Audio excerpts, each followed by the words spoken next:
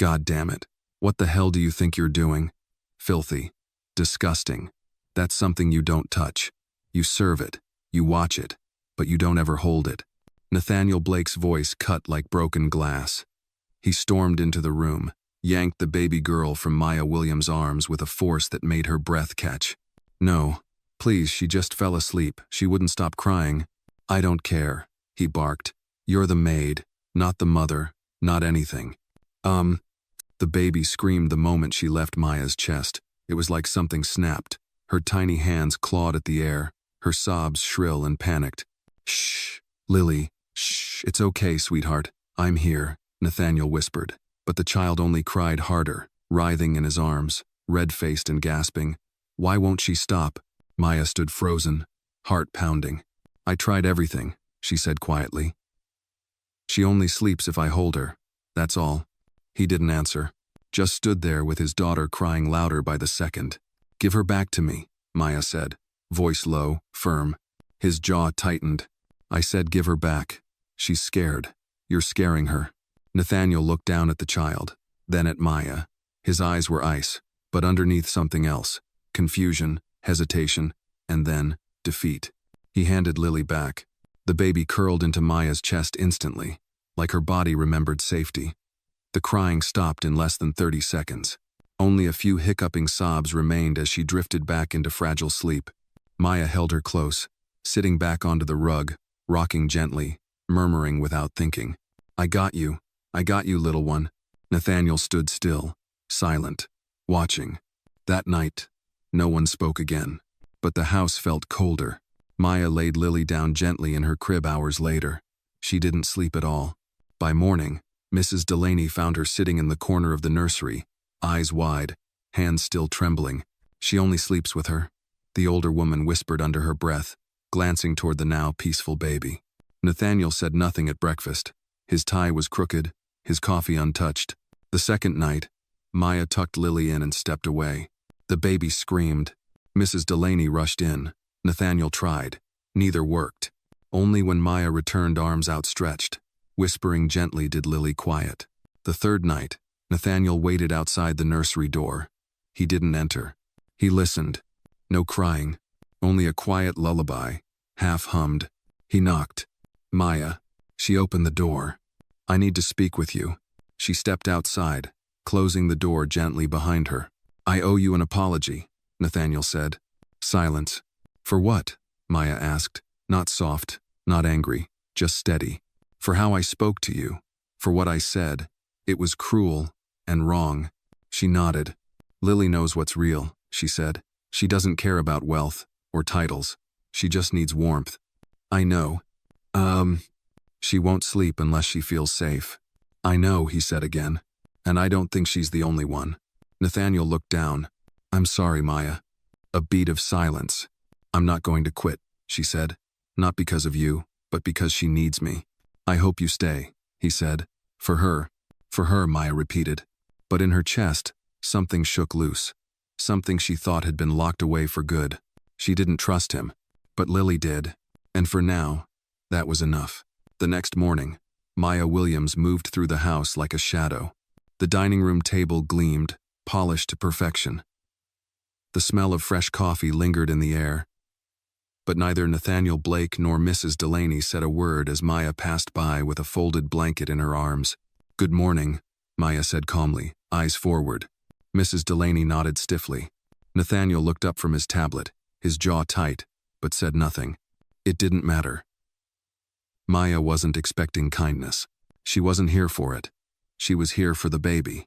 Upstairs, in the quiet nursery, Lily was finally sleeping soundly, arms stretched above her head, a soft sigh in her chest. Maya sat beside the crib, not touching, just watching. Like always, like before, the events of the previous night still burned behind her eyes, but she kept her spine straight. That scene, his words, his tone, the way he tore the baby from her arms, those things weren't new to her. Maybe not in volume or sharpness, but in meaning. She'd been told her whole life she wasn't meant to hold, only to serve. But Lily knew different. Lily clung to her like she'd been waiting for Maya her whole life. Maya? It was Rosa, peeking into the nursery. Hey, Maya whispered. She's asleep. Rosa stepped in quietly. She sat on the edge of the chair next to Maya and whispered, I heard what happened last night. I bet the whole house did. He's not used to people, Rosa said. Not since Claire. I'm not here for him. I know, Rosa said softly. But you need to be careful. Men like Nathaniel, when they feel something, they push harder. They don't know how to ask. They just react. Maya's eyes stayed on Lily. She's the only one who didn't look at me like I was dirt. Rosa touched her shoulder. You're not dirt, honey. You're the only reason this house is holding together right now, even if he doesn't see it yet. If you felt touched by Maya's quiet strength, give this video a like and tell us where you're watching from. You might be surprised who else near you is watching too. Later that day, while folding towels in the laundry room, Maya heard Nathaniel's voice on the phone. I told you I'm not interested in dinner meetings right now. A pause. No, Jennifer. I don't care if she's in town. We're not getting back together. Another pause. Then, because I have a daughter who cries through the night unless a stranger holds her, and I can't even look that stranger in the eye because I've treated her like trash. Maya stood frozen behind the half-closed door. Nathaniel's voice dropped to a near whisper. She's not just the help. I see that now. But I don't know how to fix what I said. The door creaked. Maya turned. He saw her. There was a beat of silence. Then he hung up the call without a word. Eavesdropping? He asked, voice stiff. Laundry, Maya replied evenly. He exhaled. You weren't supposed to hear that. No one's ever supposed to hear anything in this house, she said. It's made of silence. He rubbed the back of his neck. I meant what I said. Last night, this morning, I was wrong. You were cruel. I know. And that baby. Your baby, she knows who's gentle. He nodded. I'd like to start over, he said. She didn't answer.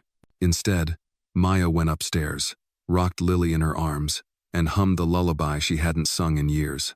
That evening, while Maya sewed a torn seam on a couch pillow, Mrs. Delaney approached her. You're not like the others. Maya didn't look up. What others? The ones who come here for the money, or the prestige. They last 2 weeks, maybe 3, then they're gone. But you, she paused. She only sleeps in your arms. She's just a baby. She's not just a baby. She's a mirror, Mrs. Delaney said. And she sees who you are. Maya looked up finally. Who am I then? Mrs. Delaney gave a thin smile. Someone who deserves to stay. The words hit harder than Maya expected. She looked back at the pillow and stitched in silence. 2 days later, as snow fell steadily outside, Nathaniel asked Maya to come to his office. She entered cautiously. The office was clean, clinical modern desk, wall-mounted screens, chrome bookshelves. I want to show you something, he said. On the screen, a wireframe of an app, bright colors, icons, labels, a tab that read, Single Mom Support. What is this? My next project, a digital hub for single mothers, resources, legal aid, childcare options. I started it after Claire left, but the team, most of them are men. They don't understand what's really needed. Maya crossed her arms. And you think I do? He looked at her directly. I think you understand what it's like to be left behind, and I think that makes you the most qualified person in this house. She stared at him for a long moment. Then she said, I'm not a tech expert. I don't need one, he replied. I need someone who knows what it feels like to matter too late. That night, Maya lay awake in her room. The snow kept falling. She remembered her foster homes, the basement in the Bronx, the clients who never said thank you, the men who shouted and the women who looked the other way. And now, here she was being asked not to sweep the floor, but to build something real. She turned toward the crib, where Lily was sleeping in a room just down the hall. For the first time in a long time, Maya let herself feel the possibility of a future. Not one where she escaped, but one where she stayed. For her, and for the little girl who only slept when Maya was near. 3 days later, Maya stood in front of the massive oak door of Nathaniel's study, heart pounding. Come in, his voice called from inside before she could knock. She opened the door slowly. Nathaniel was at his desk, sleeves rolled, his tie undone. The usual sharpness in his posture had softened. Next to his laptop were several printouts, sketches, and sticky notes, most of them in a color she didn't recognize. Then she realized they were hers. He gestured to the seat across from him. I've been reviewing your notes. You think like someone who's been on the other side of the system. I have, she said, taking the seat. I want to implement the anonymous forum feature you suggested, for moms afraid to speak openly. Maya nodded. Good. Some women, especially the younger ones, they'll never raise their hand in public, but they might type if they're alone in the dark and scared. He was quiet for a moment. You know, he said, I built my entire company around solving real problems. Renewable energy, sustainable homes, carbon tracking. And still missed the human ones, Maya said gently. Nathaniel smiled. A small, tired thing. Yeah, turns out, you can't code your way out of loneliness. For a long moment, neither of them spoke. The winter light slanted through the tall window, casting soft lines across the dark desk. Maya studied the papers in front of her, then looked up again. I'll help, she said. But I want to be involved, not as a consultant or assistant, as a voice. You already are. No, she said firmer. You said you wanted to start over. This is how it begins. You don't just ask for insight when it's convenient. You build from trust. He met her eyes. Deal. Later that evening, Maya stepped into the nursery and found Lily standing in her crib barefoot, cheeks flushed, babbling toward the door as if she'd known Maya was coming. The moment Maya walked in, the little girl reached out both arms. Hi there, Maya whispered, scooping her up. Did you miss me, troublemaker? Lily buried her face in Maya's neck with a tiny sigh. Maya settled with her into the rocking chair by the window. Snow had returned, blanketing the pine trees outside. She rocked slowly, humming the same tune from that first night. Lily was heavier now, sleepier, more at peace. Mrs. Delaney appeared in the doorway minutes later, a steaming mug in hand. You looked like you needed this, she said, offering the tea. Maya smiled. You read minds now? No, just faces. Yours is easier than you think. They sat in silence while Lily dozed off again. You're different, Mrs. Delaney said finally, since you started helping with the app. I'm not just folding laundry anymore. Number your scene. And that's something many of us wait our whole lives for. Maya nodded slowly. I'm still getting used to it. You'll never get used to it, Mrs. Delaney said, but you'll start believing it. That night, as Maya returned to her room, she found something unexpected on her bed. A book, small and cloth, bound. No note, no tag. Just a single blue ribbon tied around it. She opened it. You deserve to be more than someone who survives. Her fingers paused on the handwritten inscription. It wasn't Rosa's handwriting, and it sure as hell wasn't Mrs. Delaney's bride. She closed the book and sat down on the edge of the bed, heart loud in her chest. Over the next week, things shifted in small, nearly invisible ways. Nathaniel started eating breakfast in the dining room again. Not every day, but more than before. When he passed Maya in the hallway, he didn't look through her. He looked at her. Lily grew more attached, reaching for Maya before anyone else, laughing when she entered the room, refusing food unless Maya sat beside her. Maya tried not to read too far into it, until one night, while going over the app features in the study, Nathaniel asked, "What did you want to be when you were younger?" Maya blinked. "You mean before my life started breaking things?" He didn't smile. "I mean it," he said. She looked at her hands. A nurse, then maybe a teacher, then neither. I realized early that the world doesn't hand out jobs to people like me, so I learned to mop floors and stitch buttons. You do more than stitch buttons. Maya raised an eyebrow. That's supposed to be a compliment? Yes. She gave him a small, reluctant smile. And you? She asked. What did you want to be? Nathaniel hesitated. A husband, he said finally. A good one. And a father that didn't feel like a stranger in his own home. Silence filled the room. Maya's voice softened. You're not a stranger to her. Not anymore. He looked down at the table. She laughs when you walk in, Nathaniel. That's not nothing. He exhaled. You call me Nathaniel now. You said we were starting over. He looked up at her, and for the first time since she met him, Maya saw something exposed, unarmored, raw. I'm trying, he said quietly. She nodded. So am I. A few nights later, the generator cut out for 2 hours during a snowstorm. Most of the staff had gone home early due to the weather. It was just Maya, Nathaniel, and Lily in the house. Maya found him in the kitchen, barefoot, shirt sleeves rolled, trying to boil water with a camping stove. "You look ridiculous," she said. "I'm aware." She moved beside him, grabbed the second pot. "Let me." He stepped back. "You always know what to do," he said. "No," she replied. "But I always do something. That's the difference." A pause. She cried less this week. "Because you stopped looking at her like a responsibility," Maya said. "You started holding her like she mattered." Nathaniel nodded slowly. "Thank you, Maya." "For what?" "For not leaving." She looked at him, long and level. "I almost did," she said. "Twice." "What stopped you?" She smiled faintly. "She held on to me. Even when I couldn't hold myself." The wind howled outside, the stove hissed, and in the dim light, something between them steadied, not fragile, not forced, just there, quiet, growing. The snowstorm lasted through the weekend. By Monday morning, the world outside the Blake estate was buried under 2 feet of silence. Even the pine trees looked bent, their shoulders sagging beneath the weight of winter.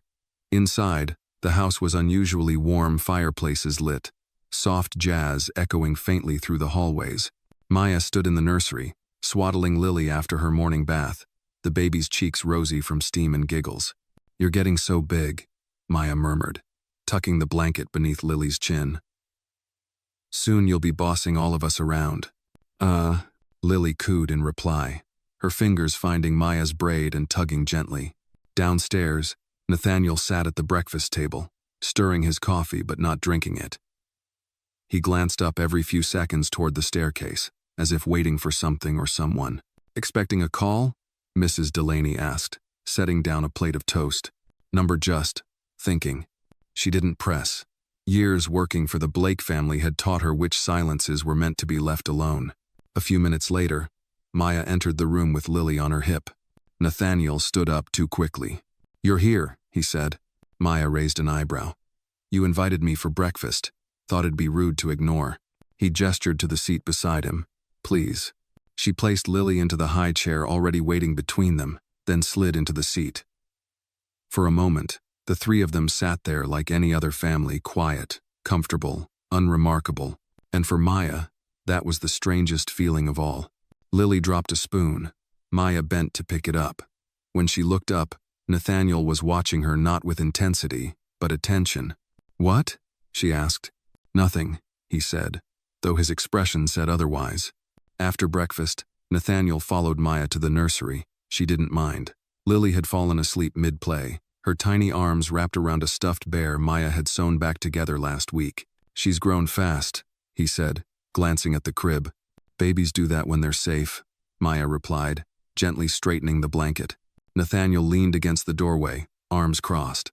"I've been thinking about expanding the app, adding a section for caretakers, nannies, foster parents, even volunteers, people like you." "I'm not like them," Maya said, not looking up. "Most of them get to go home." He paused. "What if this became home?" She turned slowly. "What are you saying?" "I'm saying," he hesitated, "you've become more than part of the staff. You're part of this place, of Lily's life, of mine." Maya stood straighter. Her voice was even. "Are you offering me a job or a future?" He blinked, caught off guard.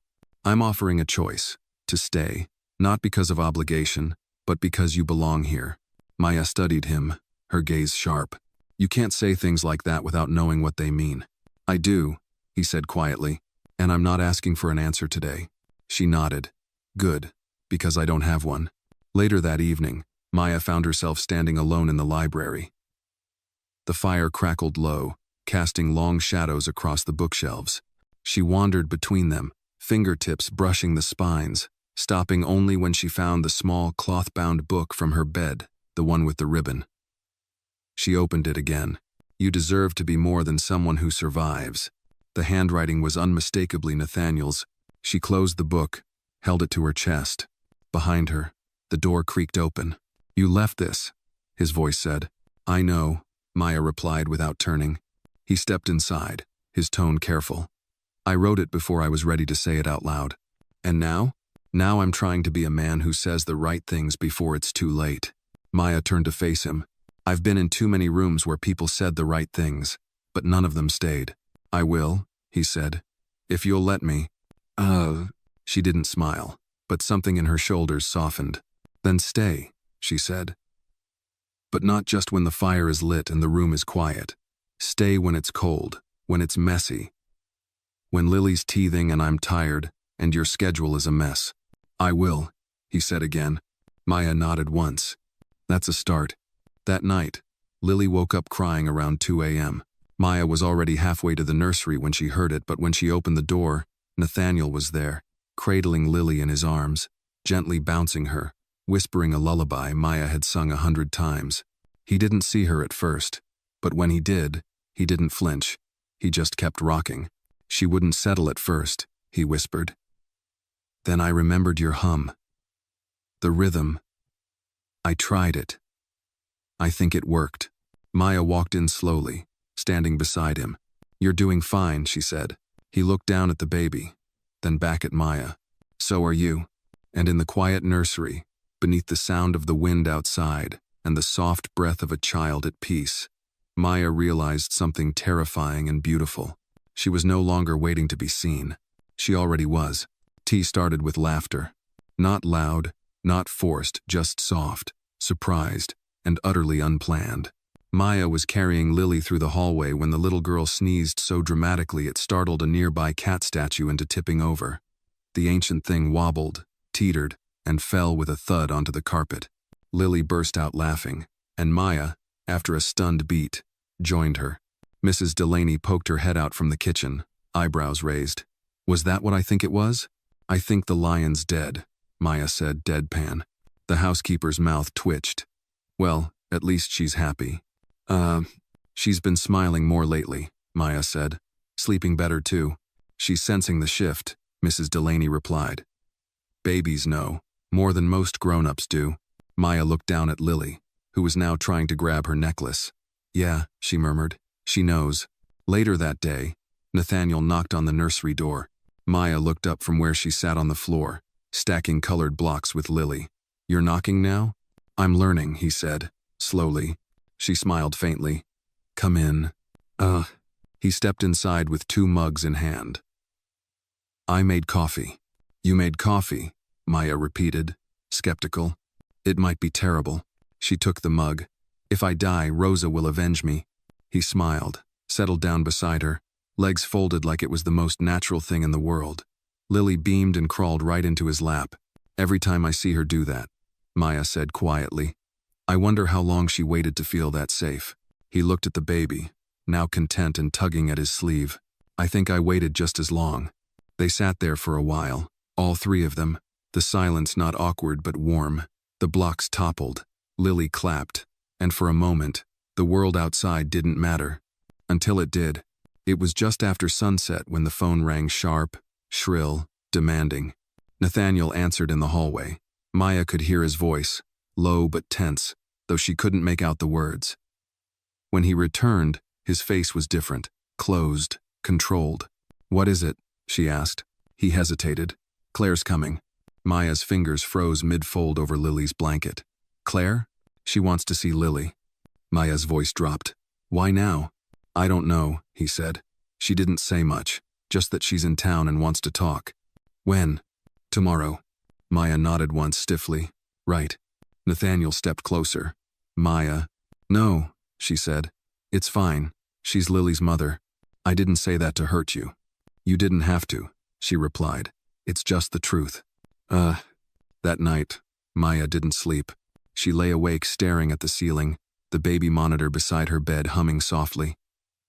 Every so often, she'd glance at it, as if expecting Lily to disappear. In the morning, she dressed Lily in a soft yellow sweater, the one with the embroidered sun on the pocket.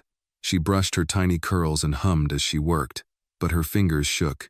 Nathaniel found her in the nursery, silent and still, holding Lily longer than usual. You okay? He asked. She looks like her, Maya said. Same eyes. She's not her, he said. No, Maya replied. She's better. The front doorbell rang. Claire Morgan stood in the entryway like a woman out of a magazine, tall, poised, wrapped in a caramel-colored coat, curls perfectly arranged. Her smile was hesitant, almost shy. Hi, she said softly. Nathaniel nodded. Claire. Maya didn't speak. Claire's eyes drifted toward Lily, who clung tightly to Maya's shirt. She's gotten big, Claire whispered. May I? Maya hesitated. Nathaniel stepped forward. Let me. He took Lily carefully from Maya's arms. The baby whimpered, not quite crying, but clearly uneasy. Claire opened her arms, and Nathaniel handed the child over. For a brief moment, it looked like something from a picture, a mother and child, soft light, familiar touch. But then Lily began to cry. A soft whimper at first, then louder, more panicked. Claire tried to soothe her. Shh, it's okay, baby girl. Mommy's here. Lily screamed. Nathaniel stepped in, but it was Maya who moved first. She reached out instinctively. Lily. The baby reached back, trembling, tears running down her face. Maya took her, held her close. Within seconds, the cries quieted into hiccups. Claire stood frozen.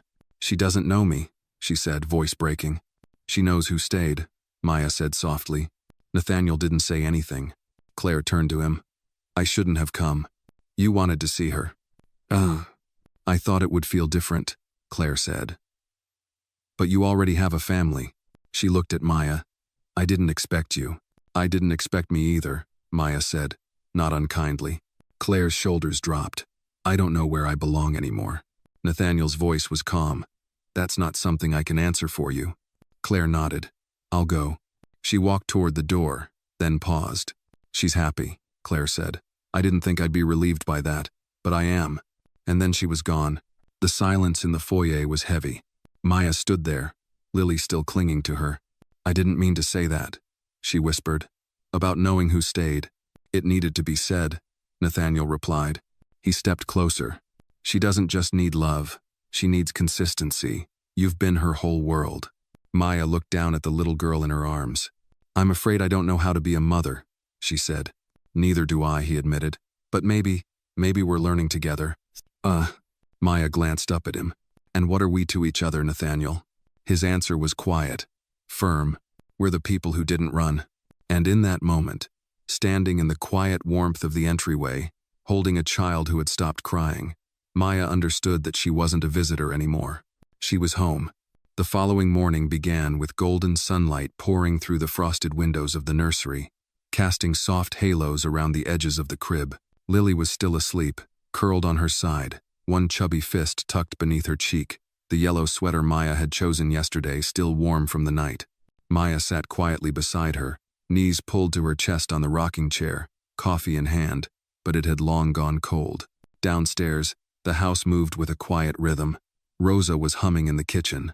Somewhere, Mrs. Delaney was organizing linens like she always did on Thursdays. Nathaniel hadn't come down yet, or maybe he had, and Maya simply didn't hear. She hadn't left the nursery since Claire walked out that door the day before. She hadn't been able to. Her chest still felt too full, too unsure. Everything Claire had brought with her questions, memories, silence. It still lingered in the corners of the room, like perfume that didn't belong. She brushed a curl off Lily's forehead and whispered, You okay, sunshine? Lily shifted, made a soft noise, then returned to sleep. Maya closed her eyes. The silence held. Then a quiet knock on the nursery door. Yeah, she said. Nathaniel stepped in, holding 2 fresh mugs of coffee. This one's not poison, he said. That's a shame, Maya replied. Might have needed it. He offered her the mug. She took it but didn't drink right away. He sat on the rug, arms resting on his knees, like he had nowhere more important to be in the world. You didn't sleep, he said. I was afraid I'd wake up and she'd be gone.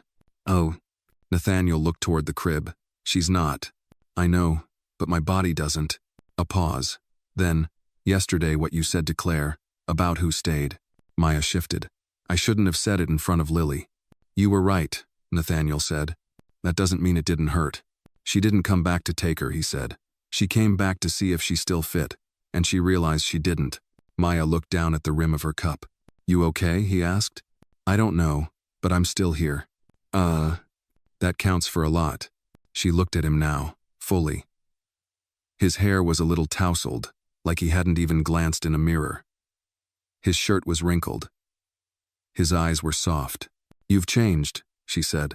He blinked. How so? You used to stand like you owned the room. Now you sit like you want to belong in it. Nathaniel exhaled a small laugh. You make me sound like a stray dog. You were. They both smiled. Then Lily stirred, stretching like a kitten waking from a dream. Her eyes blinked open, searching the room, and when they landed on Maya, her face lit up. Hey there, Maya whispered, standing and leaning over the crib. Lily reached up, and Maya, without hesitation, picked her up and held her tight. Later that afternoon, Nathaniel asked Maya to join a virtual team meeting for the app. She hesitated at first. Sitting in on a call with engineers, designers, and business strategists wasn't exactly what she signed up for, but he insisted. They need a perspective they don't have, he said. You bring that. Maya sat beside him at his desk, still holding Lily, who gnawed contentedly on a rubber giraffe. On the screen, 6 squares lit up young professionals in sleek glasses and polished backgrounds. They looked like they lived in cities where coffee cost $8 and time was currency. Maya, Nathaniel said, addressing the team, has agreed to help us shape the community section. She'll be leading user insights. There was a pause. Then a woman named Carly said, You're the one who suggested anonymous forums, right? That's been our most requested feature since soft launch. Maya blinked. Yes, I guess that was me. Another voice chimed in. The way you framed it, that moms don't always have time or mental bandwidth to type long posts. That sometimes they just need to press a button and feel seen, that really helped us rework the interface. Maya blinked again. I just said what I wish I'd had. The call continued. More technical now, but Maya stayed. She took notes. She asked questions. And when it ended, Nathaniel turned to her. Well, that was terrifying, she said. But also, it felt like I mattered. You do, he said. That night, Nathaniel cooked dinner, or tried to. Maya entered the kitchen to the smell of something burning, and the sight of him fanning smoke away from the stove. Is that supposed to be lasagna? She asked. No, he said quickly. It's a learning experience. She laughed. Move over. Together, they salvaged what they could. Maya added seasoning. Nathaniel opened a bottle of wine. Lily sat in her high chair nibbling on bits of toast, watching them like they were a sitcom. After dinner, they sat around the fireplace. Maya rocked Lily in her arms, her breathing already slowing. Nathaniel handed her a blanket. She feels safe here, Maya said. She's not the only one, he replied. Maya looked up. I want this to last, he said. Not just the app. Not just the way Lily stopped crying at night. I want this life to mean something. She hesitated. And if I told you I don't trust permanence? I'd say I don't either. But I trust you. And I trust that we're not where we were. That has to be enough for now. Maya looked down at the sleeping baby in her arms, then back up at the man in front of her. It might be. Nathaniel nodded slowly. Good. Maya leaned back, the warmth of the fire curling around her like a slow breath. In her chest, something quiet unknotted. For the first time in a long time, she wasn't surviving. She was beginning. Spring arrived early that year. The snow melted fast, revealing soft grass beneath the pines and crooked stone paths long buried in white. The windows of the Blake estate no longer wept frost. Instead, they opened. The house began to breathe again. So did Maya. Each morning, sunlight spilled into the nursery like a promise. Lily woke happier, louder, more curious. Her giggles bounced off the walls. She'd begun walking half steps, uncertain but determined always toward Maya.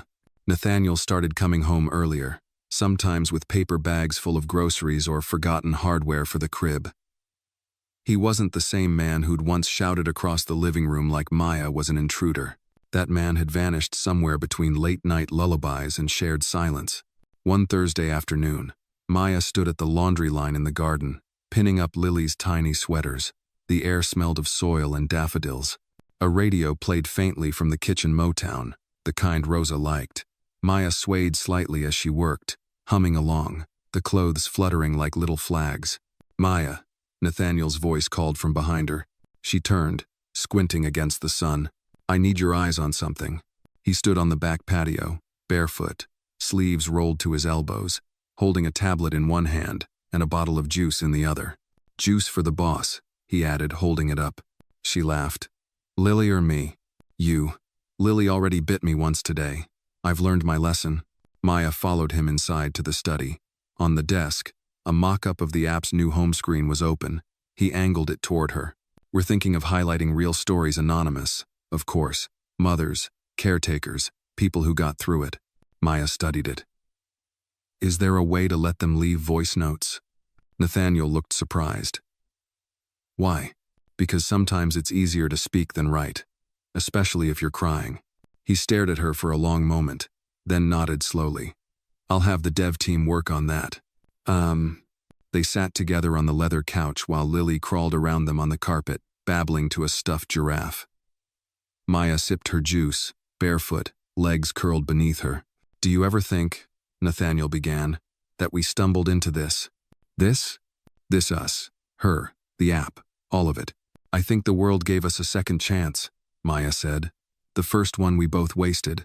He tilted his head. How'd you waste yours? I stopped believing in people. Nathaniel's voice dropped. Me too. A pause. But you didn't stop believing in her, she said, nodding to Lily. He looked at the child on the floor. I just didn't know how to show it. You do now. He turned back to Maya. Because of you. Maya looked down into her cup. You say things like that, then I have to go back to my room and remember how to breathe.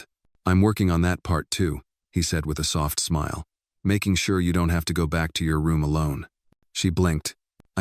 He added quickly, not the way that sounded. You don't have to retreat when you feel something, not from me. Maya said nothing, but her hand, resting near his on the couch, drifted a fraction closer, close enough that their fingers nearly touched. Later that evening, Maya walked Lily around the garden in a sling while the baby hummed nonsense against her shoulder. The air was cool, gentle. In the distance, the wind danced through the pines. Mrs. Delaney watched from the porch, arms crossed loosely. When Maya approached, she nodded toward the house. I saw the mock-ups. Nathaniel showed me. Oh? Maya asked, shifting Lily's weight. They're good, real. I've seen a lot of projects start in that study. None of them ever felt this human. Maya smiled. He's different now. Mrs. Delaney snorted. He's in love. Maya nearly tripped. What?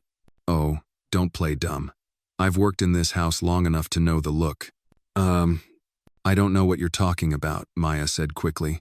Then let me put it this way, Mrs. Delaney said. He only uses the good coffee mugs when you're in the room. You don't waste ceramic that costs $70 a piece unless you're trying to impress someone. Maya opened her mouth, closed it, shook her head. I'm just trying to do right by Lily. Of course, the older woman said. But don't pretend like love's not blooming around here faster than the flowers. That night, after dinner, Nathaniel walked Maya to her room. Lily had already fallen asleep in her crib. The hallway was quiet, lit only by the amber glow of the wall sconces. They paused at her door. I'm flying to New York next week, he said. Meeting investors. They want updates on the app. Maya nodded. Will you be gone long? 3 days. Lily won't like that. I won't either, he said. Then, after a pause, would you come with us? Maya blinked. What? Just for the trip. You'd be in the meetings, as the voice of the users. And with Lily, of course. I don't have a suit, she said automatically. I'll buy you one. I don't have experience. You've lived the experience. She hesitated. That's a lot of change. He nodded. It is, but not all change is loss, Maya. She looked at him, really looked. The man who once shouted at her for daring to touch what he loved now stood before her, asking her to carry it forward with him. I'll think about it, she said. He leaned slightly forward, not too close, just enough. I'll wait. And with that, he turned and walked down the hall. Maya stepped into her room, shut the door, and stood in the silence. Her heart was pounding, but for the first time in her life, she wasn't afraid of what came next. The private jet hummed gently beneath them, like a lullaby wrapped in steel. Maya sat across from Nathaniel in the cream leather cabin, the soft overhead lighting casting a warm glow. Lily was curled up in Maya's lap, thumb tucked in her mouth, her curls haloed by a tiny travel pillow shaped like a giraffe. Nathaniel hadn't said much since takeoff. He kept glancing over, watching Maya as she stroked Lily's back, calm and steady, like she'd done it for years. There was something in the way Maya existed with quiet command, not needing permission to be tender. "You okay?" he finally asked. She nodded, just taking it all in. "Your first time flying?" She gave a soft laugh. "First time flying private. First time flying with a billionaire. First time flying anywhere I wasn't escaping from something." Nathaniel studied her. "This time you're heading towards something." Maya didn't reply. She just looked down at Lily and kissed the top of her head. In New York, the hotel suite was nothing short of absurd glass walls, a piano no one played, a kitchen larger than most apartments. Maya stood frozen in the center of it, Lily now awake in her arms, looking just as stunned. "I don't know what to touch," Maya whispered. Nathaniel chuckled. "That's okay. Everything here's insured." Lily pointed to the piano. "Wawa?" "She thinks every piano is a water fountain," Maya said. "The keys look like tiles." Nathaniel knelt beside them. "Let's teach her the difference then." He lifted Lily up to the piano bench, sat her in his lap, and began playing a soft melody, halting, unsure. Maya stepped back and watched the two of them, the way Lily leaned against his chest, how his eyes never left her face. The song wasn't perfect, but the moment was. Later that night, after Lily had fallen asleep in the crib set up in the master bedroom, Maya stepped onto the balcony. The city below blinked and buzzed, a living ocean of movement. She hugged her cardigan tighter around her. Nathaniel joined her quietly, 2 glasses of tea in hand. "I thought you didn't drink," she said. "Still don't. It's chamomile." He handed her a glass. They stood in silence for a few moments, watching headlights snake through the streets. "Did I tell you why I started the app?" he asked suddenly. Maya shook her head. "My wife, Lily's mom, was diagnosed late. Very late. She'd been depressed for over a year, but we didn't see it. I was too busy flying around making money. Thought I was doing it for them." Maya stayed quiet, letting him speak. "She left us one morning, walked out before sunrise and never came back. They found her body 2 days later, near a lake." He sipped his tea. "I kept thinking, if we'd had something like this, something anonymous where she could have spoken without shame, maybe she'd still be here." "I'm sorry," Maya said. She was kind in a way that scared people, because when someone sees you that deeply, you either open up or run. He turned to her. "You remind me of her, not in appearance, in heart." Maya's breath caught. "I don't say that lightly," he added. "But watching you with Lily, watching you care for someone that isn't yours, like she's blood that's not ordinary." "She is mine," Maya said softly. "Not by blood, maybe, but by everything else." He smiled. "I think she'd say the same." They stood there a little longer. Then Nathaniel looked down at the street and said, "You ever think about what you want? I mean, really want?" "I used to," she said. "Then life taught me not to." "Well," he said, "maybe it's time you start again." The next morning, Maya sat at a polished conference table in a glass tower high above the streets. Her hands trembled slightly in her lap. Around her sat men and women in suits, all sharp collars and sharper tongues. Nathaniel sat at the head of the table. "Before we talk numbers," he began, "I want to introduce someone." All eyes turned.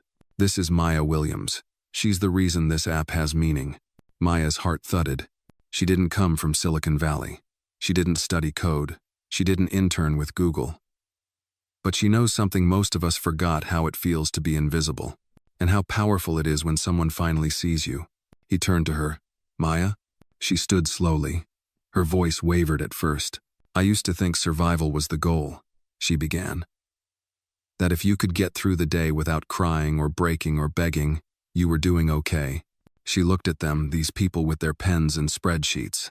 "But surviving isn't living, and most of the people you want to reach with this app, they're not living. They're enduring. What they need isn't more features, it's more humanity." She sat down. The room was silent. Then someone clapped. Then another. And soon the whole table was applauding. After the meeting, Nathaniel walked beside her in the hallway. "You just closed the deal," he said. "I thought that was your job." "It was. Until now." He paused. "I don't want you to be the nanny anymore." Maya stopped walking. "What?" "I want you to be head of community development. Full salary, full benefits, your own team." She blinked. "You're serious?" "As a heart attack. I've never even run an office. You've run a household. You've managed crises. You've spoken truth to power. That's more than most CEOs can say. He stepped closer. I see you, Maya. All of you. She swallowed hard. And if you say yes, this city will see you too. Maya looked out at the skyline through the massive windows. New York had always been the place where dreams were too expensive for girls like her. But maybe not anymore. Okay, she said quietly, and for the first time in her life, the word okay felt like the start of everything. The office door clicked shut behind her. Maya stood in the center of her new workspace, a corner suite wrapped in floor-to-ceiling glass. The view stretched across Manhattan, glittering in the late afternoon sun. A leather chair, a wide walnut desk, a nameplate already engraved, Maya Williams, head of community development. She sat slowly, hands hovering over the desk's polished surface. Just days ago, she'd been folding laundry in a stranger's mansion, sleeping on the floor beside a toddler. Now, she had an office bigger than the apartment she grew up in. A soft knock interrupted her thoughts. Come in, she said. Nathaniel stepped in, holding 2 coffees. You still drink it with a splash of oat milk? Maya smiled. You remembered. He handed her the cup. You start tomorrow, officially, but I wanted you to see it first. It's yours now. She turned back toward the window. It doesn't feel real. Give it time, he said. You'll be running this building by fall. Maya chuckled. Let me learn the printer first. He laughed, but his tone softened. You earned this, Maya. Don't ever doubt that. I'm trying not to, she whispered. The next morning, Maya arrived early. She wore a simple navy dress and flats, her hair pulled into a neat bun. Lily had cried when she left the hotel room only for a moment, but it had pierced her heart like a shard of glass. Nathaniel had kissed Lily's cheek and told her Mommy Maya would be back soon. The words had stayed with her all day. At 8 a.m. sharp, her new assistant, Carla, walked in. Good morning, Miss Williams, she said briskly. Here's your schedule. First meetings at 9, then a walkthrough with legal, then press. Maya blinked. Press? Carla smiled. You're the heart of the story. Everyone wants to meet the woman behind the app. Okay. Maya took a breath. Let's do it. The morning flew by. At the 9 a.m. meeting, she spoke about expanding community outreach, creating a platform for unheard voices, building trust before building tech. The room nodded, took notes. At noon, she met with legal, discussing policies to protect vulnerable users. By 1 p.m., she hadn't eaten, but she felt electrified. And then came the press. A soft-spoken woman with a notepad and sharp eyes sat across from her in the lounge. Miss Williams, she said, can you tell me what this opportunity means to you? Maya hesitated, then leaned forward. I've been invisible for most of my life, she said. Poor, homeless, cleaning homes for people who wouldn't look me in the eye. So this, she gestured to the office, this isn't just a job, it's a second chance, maybe a first. And what do you hope to do with it?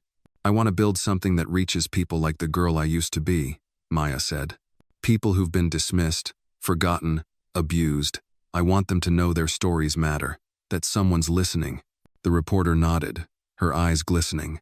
Thank you, she whispered. That night, Maya returned to the hotel exhausted. She opened the door quietly, but Lily's voice rang out from the other room. Maya. The little girl came running barefoot, arms wide, crashing into Maya's legs. Hey baby, Maya whispered, lifting her. Did you have fun today? Lily nodded. Daddy made pancakes, but I missed you. Maya kissed her cheek.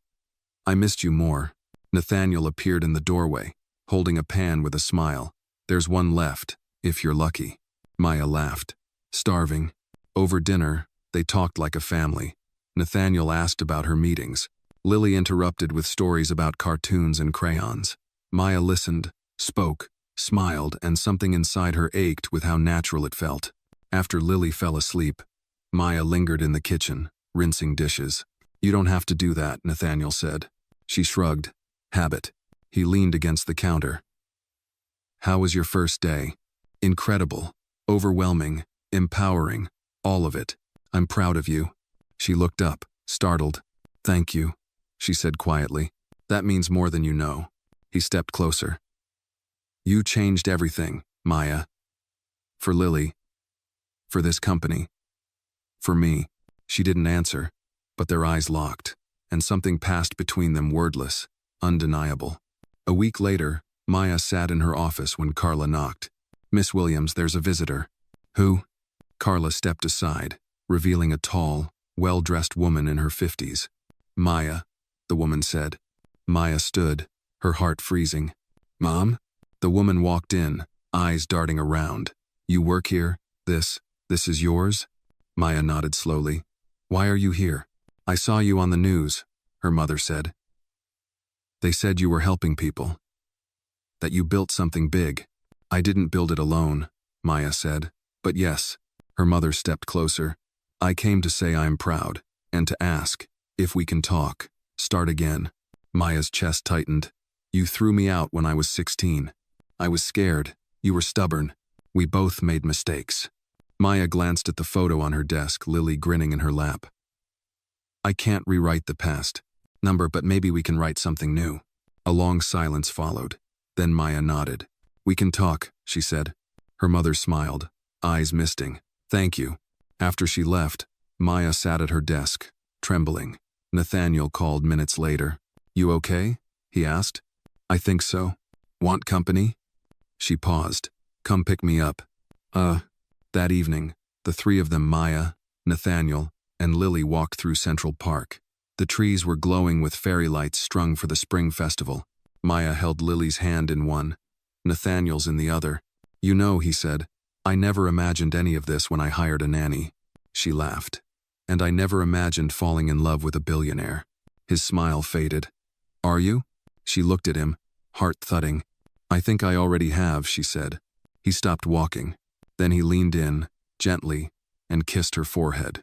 "I have too," he said. And in that soft golden light, with the world still spinning around them, Maya felt something she hadn't felt in years home. The morning air carried the smell of fresh bagels and blooming tulips. As Maya stepped out of the black SUV and walked toward the gleaming glass entrance of Grayson Industries, she held Lily's small hand tightly in hers. The child wore a yellow sundress and sneakers, her backpack bouncing with each step.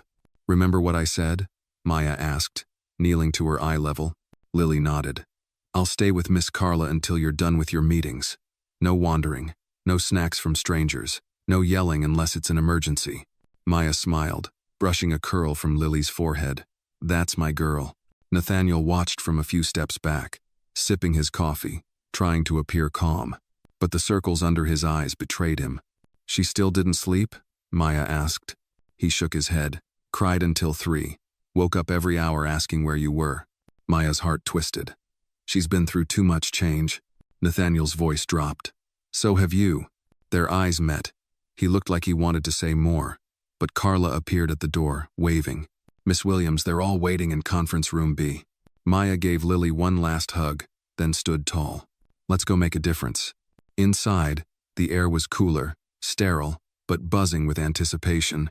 Today was the launch of the Unity Project, a tech initiative Maya had designed to connect marginalized communities with essential services through AI-driven accessibility tools. It was personal. It was powerful. It was hers. The boardroom was full. Executives, journalists, investors, and somewhere near the back, Jeffrey Klein, head of acquisitions, the man who once laughed when she walked into the mansion in hand-me-down shoes. Maya stepped to the front, adjusted the mic, and smiled. "Good morning. I'm Maya Williams. Some of you know me as the former maid, the miracle nanny, or the woman who stole a billionaire's car to save a child's life." The room chuckled lightly, unsure if she was serious. "I know who I am," she continued, voice steady. "I'm someone who saw how broken the system was, who heard the cries of people who were told to sit down and stay silent. And I'm not here to fit in. I'm here to build a new table." She clicked the remote. A slide appeared behind her, 2 photos side by side. On the left, a food pantry line stretching for blocks. On the right, a homeless man helping a child read. "We don't lack intelligence. We lack access. We don't lack kindness. We lack connection, and Unity will change that." The presentation lasted 20 minutes. When it ended, the room stood in applause, some genuine, some performative. But it didn't matter. Maya had planted her flag. As the crowd dispersed, Nathaniel approached. "You crushed it," he said. Maya exhaled, her hands still trembling. I was shaking the whole time. He grinned. No one saw that. They saw a leader. They walked back to her office together. Carla met them at the door, eyes wide. "Miss Williams, we have a situation." Maya tensed. "What kind of situation?" "It's Lily. She's missing." Maya's world tilted. "What?" She was coloring beside my desk. I turned to answer a call. When I looked again, she was gone. Maya was already moving. "Check every floor, every hallway, every exit." Nathaniel pulled out his phone. "I'm calling building security. Have them lock all doors now." Panic clawed at her throat. Not again. Not Lily. The next hour passed in a blur of running feet, radio crackles, and shouted names. Maya checked every restroom, every lounge, every corner of every floor. No sign. Then a voice on the security radio crackled through. "We found her. Rooftop. She's with someone." Maya bolted for the elevator. The door opened to the rooftop garden, usually off limits. Wind whipped through her curls as she sprinted toward the benches. There, by the railing, stood Lily. And kneeling beside her was Jeffrey Klein. Maya's heart stopped. "Lily." The girl turned, startled but unharmed. Jeffrey stood, hands raised. "She found her way up here. I swear, I just sat with her." Maya rushed forward, scooped Lily into her arms. "Baby, are you okay?" "I wanted to see the flowers," Lily whispered. "Like at the park." Maya held her tight, glaring at Jeffrey. "Don't ever get near her again." He raised his hands. "I didn't touch her. I was waiting with her until someone came." Nathaniel appeared behind them, eyes burning. "If I ever see you speak to my daughter again, you won't just be fired, you'll be erased." Jeffrey backed away. Message received. Later, back in the hotel, Maya sat beside Lily on the bed, brushing her hair gently. "I scared you," Lily whispered. Maya nodded. "A lot, but I'm glad you're safe." Lily looked up. "You're not mad?" "I was scared, not mad. But promise me you'll never run off like that again." "I promise." That night, after Lily was asleep, Maya stood by the window. Nathaniel joined her, placing a hand on her back. "She's okay," he said. Maya nodded. "I know, but something's off." He looked at her. "What do you mean?" "That man Jeffrey, he didn't just find her. The rooftop is locked. You need a code." Nathaniel's jaw tightened. "You think he took her there?" "I don't know, but I don't trust him. And I think he's not done." A long silence settled between them. Then Maya spoke again. "We need to be ready. He's not the only threat in this building." Nathaniel nodded. "Whatever happens, we face it together." And in that quiet, with the city glowing beneath them and danger stirring just beyond their reach, the alliance between them hardened into something deeper than loyalty. It became unbreakable. The next morning began too quiet. Maya stirred awake in the hotel suite's second bedroom, still wearing the sweatshirt Nathaniel had draped over her shoulders the night before. The digital clock on the nightstand blinked 6:32 a.m. The sky outside was still a slate gray, not yet awake. But her mind was racing. She sat up, immediately scanning the room. Lily was curled beside her, small and peaceful, one hand gripping Maya's shirt like a lifeline. Her tiny chest rose and fell in steady rhythm. Safe, for now. Maya gently slipped away and padded into the main room where Nathaniel sat on the couch, coffee in hand, suit half-buttoned. He didn't look up. "I called the building manager," he said. "The rooftop keypad was tampered with." Maya stopped cold. "Tampered how?" "By someone who knew the override code." He looked at her now, his jaw clenched. "Someone on the inside." She folded her arms across her chest. "Jeffrey." Nathaniel didn't argue. "I already spoke to HR," he said. "They're opening an investigation, but without hard proof. Hard proof won't show up in polite meetings." Maya's voice was low, certain. "He knew the access code. That's not an accident." "Ugh," Nathaniel sighed, rubbing his temples. "You're right. But this company's full of politics, Maya. Firing someone like Jeffrey Klein without concrete evidence could mean lawsuits, board fights." Maya stepped closer. "You're the CEO." "I wasn't always," he said. "And some of those men were building empires while I was still bagging groceries in Baton Rouge." Maya blinked. "You?" He gave a small laugh. "Yeah. My mom raised me and my sister by herself. We ate in shifts. I know what it's like to be underestimated. That's why I created Unity. For people like us." Her voice softened. So don't let someone like Jeffrey poison it. He looked at her, really looked. Then help me. With what? Get close to him. Find out what he's hiding. Off the record. I'll get legal involved quietly.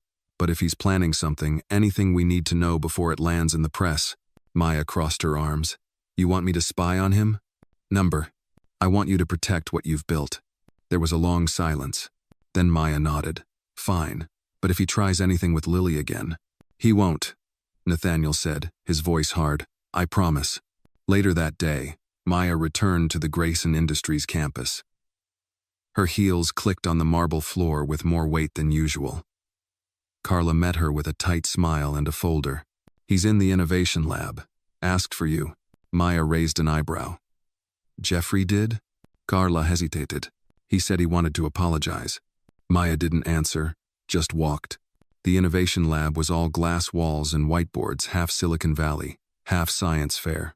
Jeffrey was inside, scribbling on a diagram of new software architecture. When he saw her, he smiled. Too wide. Maya, he said, lowering the marker. Thanks for coming. She didn't return the smile. You asked for me. He gestured to a chair. Sit. I'll stand. Jeffrey nodded, as if expecting it. Look, about yesterday. I know it looked bad, but I didn't touch your kid, I swear. You shouldn't have been anywhere near her. I know, and I'm sorry. Maya watched him closely. You left the board meeting early yesterday. Wasn't feeling well. You had time to override a rooftop security lock? His eyes narrowed. Are you accusing me of something? I'm just connecting dots. Jeffrey chuckled, stepping closer. You know, for a maid turned tech saint, you've got quite the bite. Maya didn't flinch. And you've got quite the ego for someone under investigation. His smile vanished. You think I'm stupid, Maya, he said, voice dropping. You think I don't see what this is? You're sleeping in the boss's penthouse, whispering in his ear, turning his daughter into a pawn, her hand curled into a fist. You don't belong here, he added. You belong back in the laundry room. Say that again, Maya said. But Jeffrey only smirked, turning back to his whiteboard. She walked out, chest tight, breath shallow.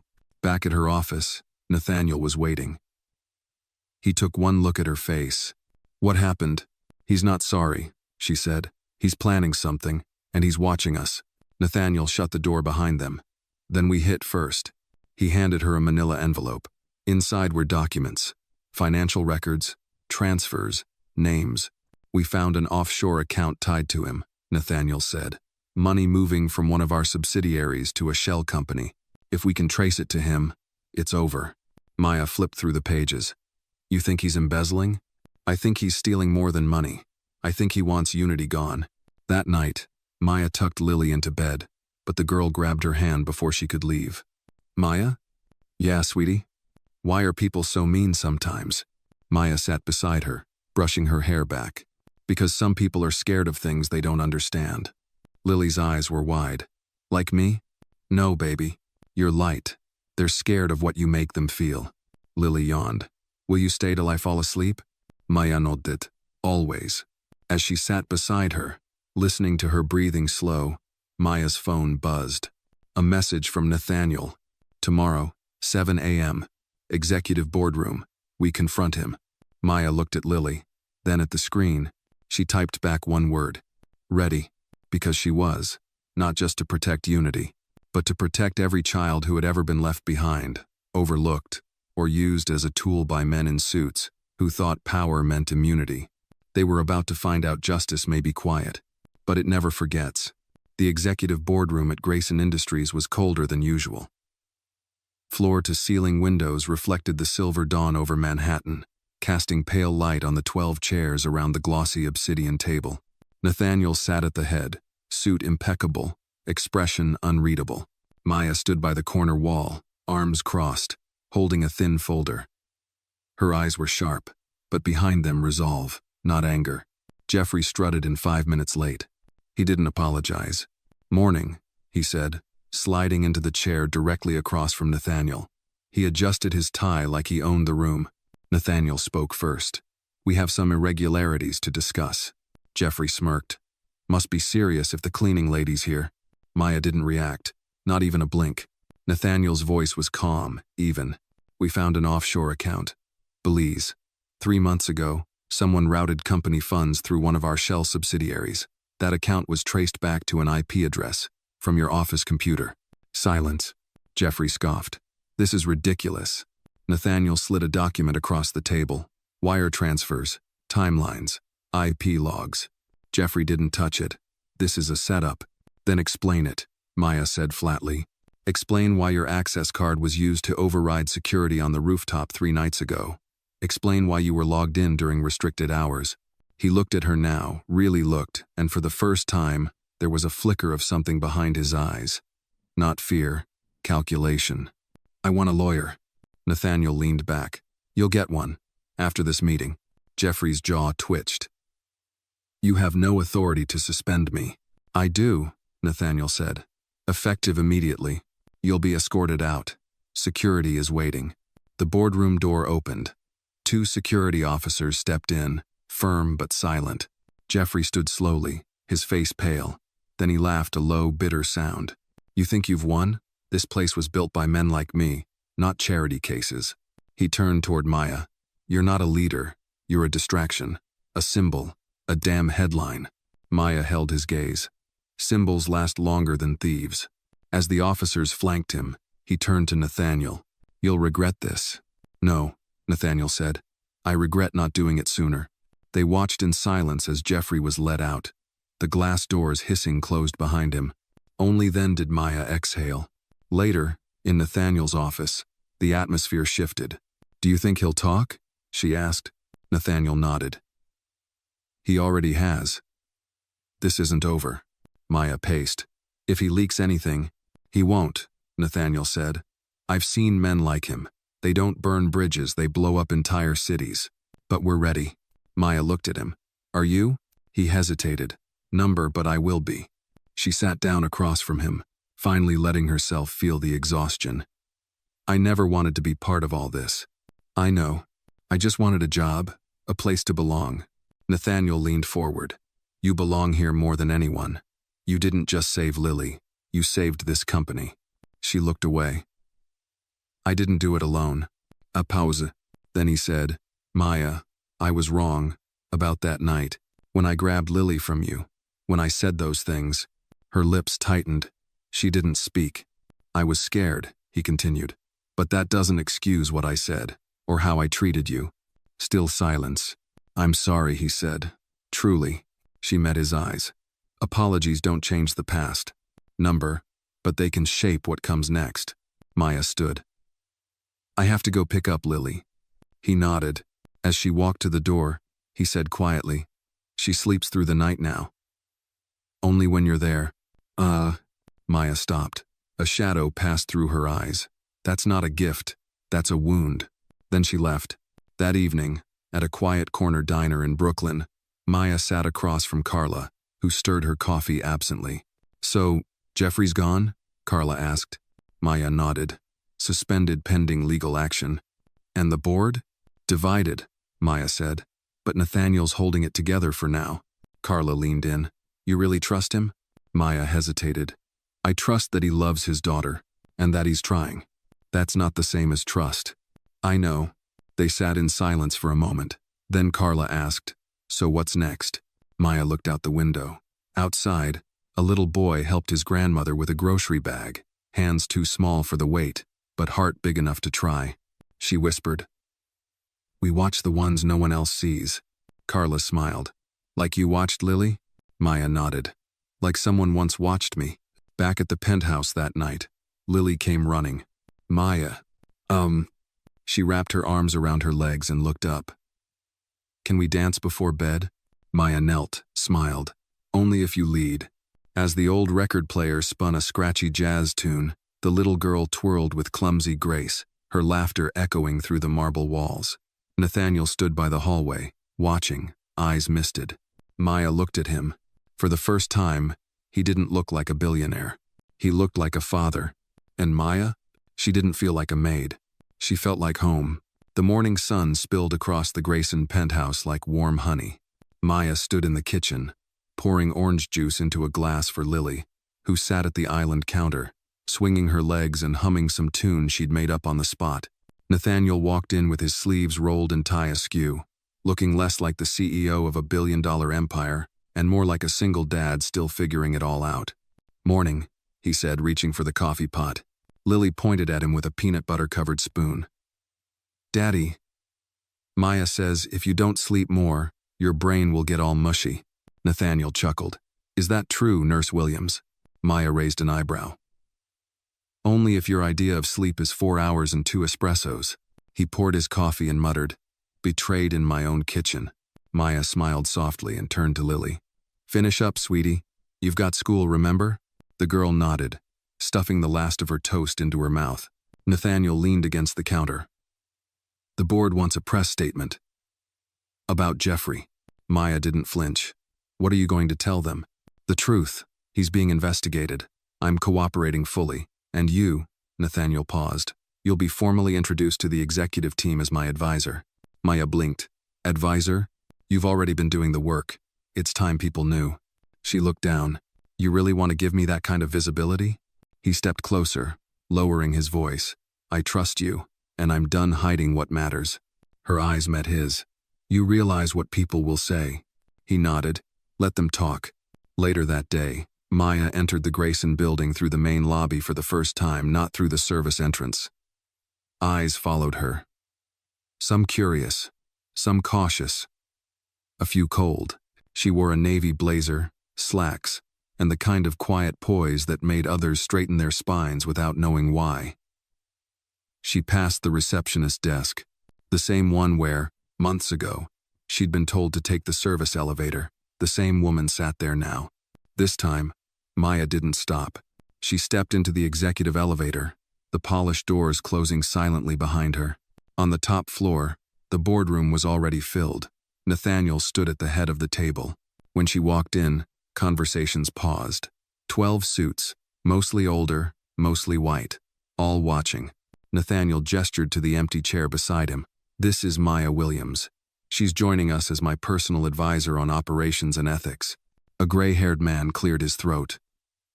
"With all due respect, Nathaniel, we were expecting someone with more credentials." Maya sat down without asking permission. "I have credentials," she said calmly. "They just weren't forged in boardrooms.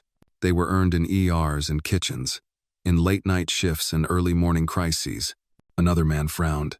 "This is highly irregular." "So was the theft of $3 million, Maya replied. "And yet, here we are." A silence followed. Nathaniel leaned in. "Maya's been instrumental in stabilizing our internal systems. Her insights into employee welfare, client response, and internal security have already saved this company more than you know." One of the younger women on the board looked at Maya with quiet respect. "Welcome." Maya nodded once. "Thank you." That evening, Maya sat on a bench outside the hospital. The air smelled like summer rain and blooming pavement cracks. Carla joined her, holding 2 coffees. "You sure you're ready for that world?" Carla asked. Maya took the cup. "I'm not sure of anything, except that I won't be dismissed again." Carla grinned. "Damn right you won't. The way you silenced that guy, what was his name? Bradford? Bennett? Whatever. I thought his face was going to melt off." Maya smiled, sipping her coffee. "I wasn't trying to humiliate him. But it's fun when it happens anyway." They both laughed. Then Carla sobered. "Maya, you ever think about leaving?" "Leaving what?" "This city, this mess, starting over somewhere else, clean slate." Maya stared out at the city lights. "I used to think about running every day, but then I realized, if people like us keep running, there's never going to be anyone left to fight for the ones who can't." Carla looked at her. "You're not who you were 6 months ago." Maya turned. "None of us are." That night, back at the penthouse, Lily had a nightmare. Maya was asleep on the couch when she heard the cry. She didn't wait. She ran. Upstairs, Nathaniel was already holding his daughter, but she was trembling in his arms, inconsolable. "Daddy, don't leave. Don't let them take you." Nathaniel rocked her gently. "I'm not going anywhere, sweetheart." Maya approached slowly. "Lily?" The child opened her eyes, still wet with tears. "Maya." She reached out. Nathaniel didn't hesitate. He handed her over. Maya sat on the bed, cradling the girl. "You're safe, baby. Nobody's taking anyone away. I dreamed Daddy was gone, and I couldn't find you. Nathaniel sat on the edge of the bed. You found her, though. Lily nodded against Maya's shoulder.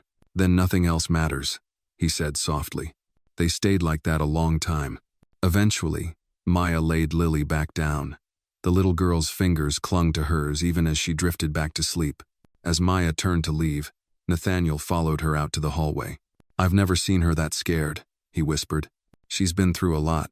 So have you. Maya looked at him. We all carry something. He hesitated. Stay for dinner tomorrow. Just us three. No suits. No meetings. She raised an eyebrow. Is that a request? It's a hope. She smiled. Then I'll bring dessert. He smiled back. That night, as Maya walked home under the streetlights, she felt something she hadn't in a long time. Not peace. Not yet.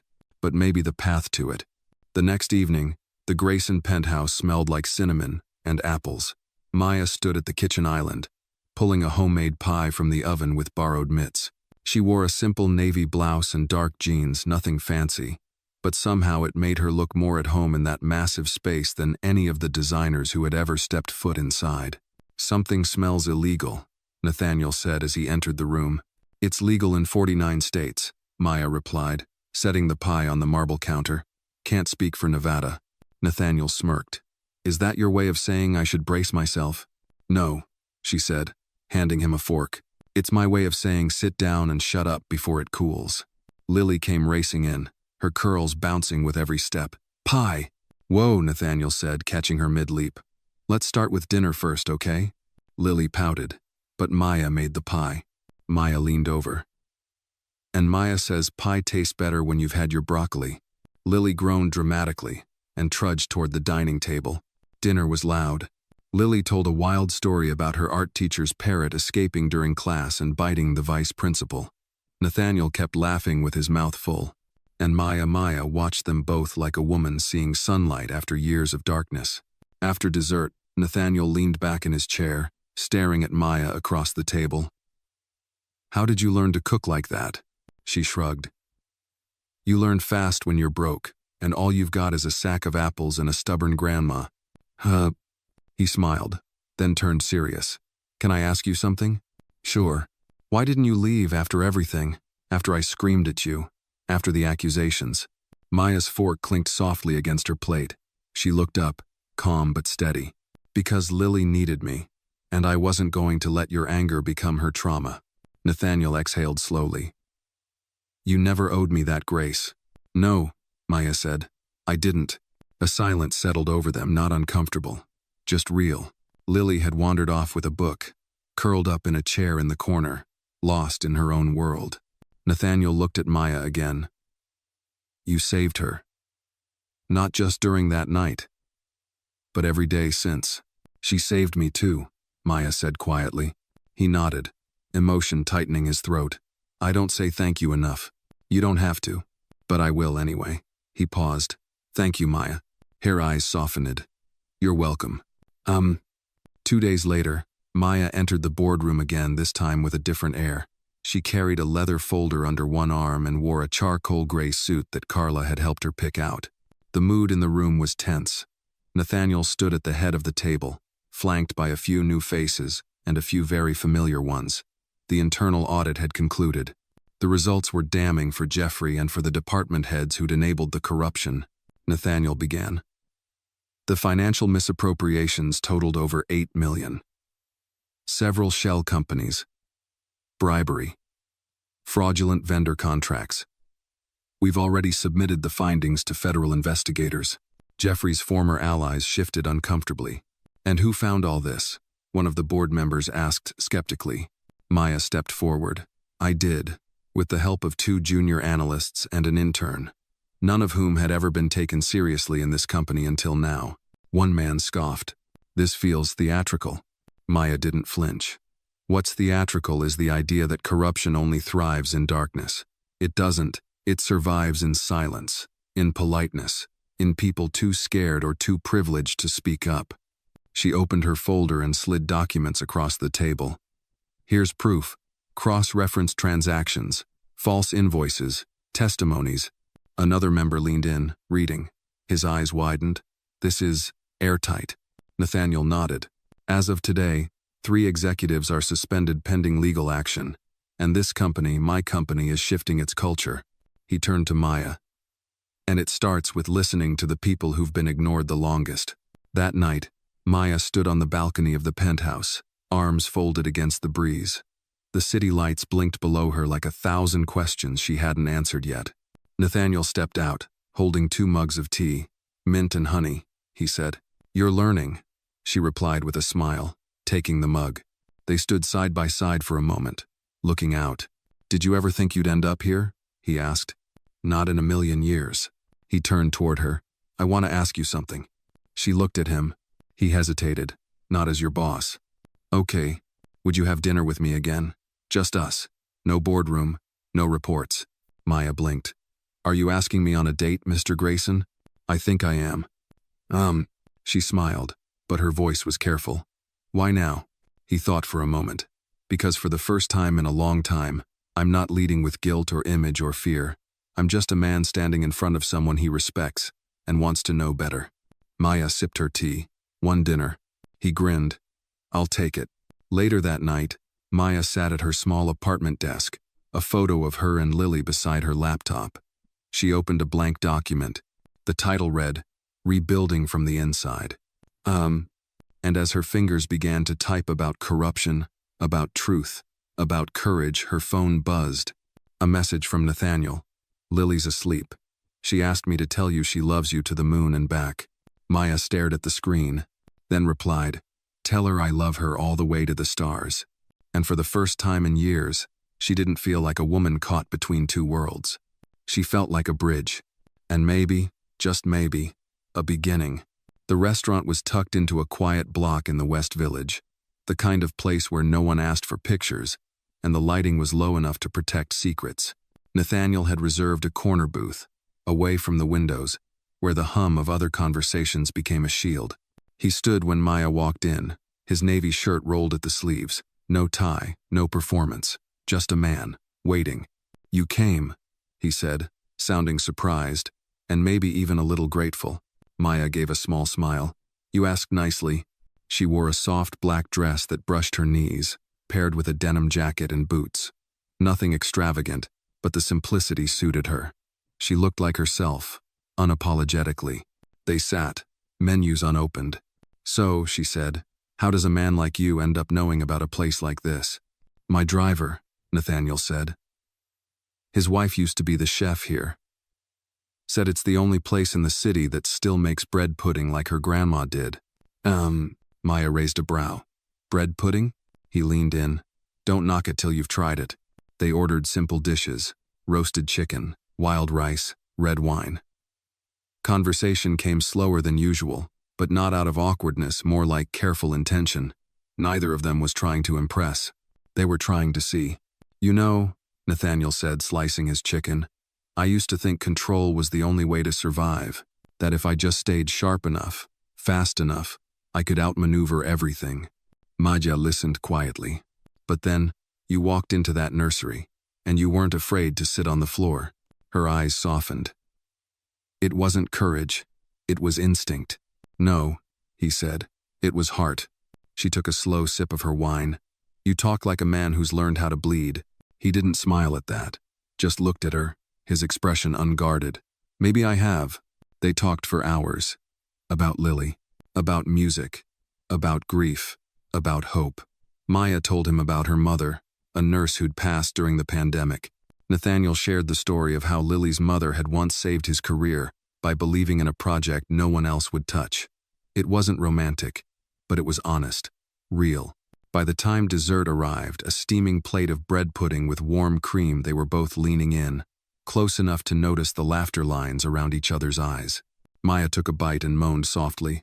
Okay, this is actually incredible. Told you. She looked at him, spoon in hand. You're not what I expected. He raised an eyebrow. Disappointed? Confused, she said gently, but not disappointed. 2 weeks passed. Maya returned to work at the Grayson Foundation not as a nanny, but as a community outreach strategist. Nathaniel had offered the role quietly, letting her decide, and when she said yes, The staff whispered, speculated, questioned, but Maya ignored it. She didn't owe them her peace. Carla, however, cornered her one afternoon in the elevator. "You know," she said, folding her arms, "I was wrong about you." Maya turned curious. "What do you mean? I thought you were a soft story, a charity case. But you're not. You're steel wrapped in grace." Maya blinked. That almost sounded like a compliment. "It was," Carla said, smirking. "Don't get used to it." One rainy Saturday, Nathaniel knocked on Maya's apartment door. He wasn't in a suit. No car idled outside. He looked ordinary, human, holding 2 cups of coffee and a bag of pastries. "You busy?" Maya opened the door wider. "That depends. Is one of those for me?" He held out the coffee. Hazelnut. 2 sugars. She took it with a smile. "Okay, you're getting dangerously close to knowing me too well." They sat on the worn sofa in her living room, the rain tapping at the windows. Lily was at a sleepover, and for once, the world felt still. "You ever get scared?" Nathaniel asked after a while. Maya looked at him. "Of what?" "This. Us. The noise around it." She considered her answer.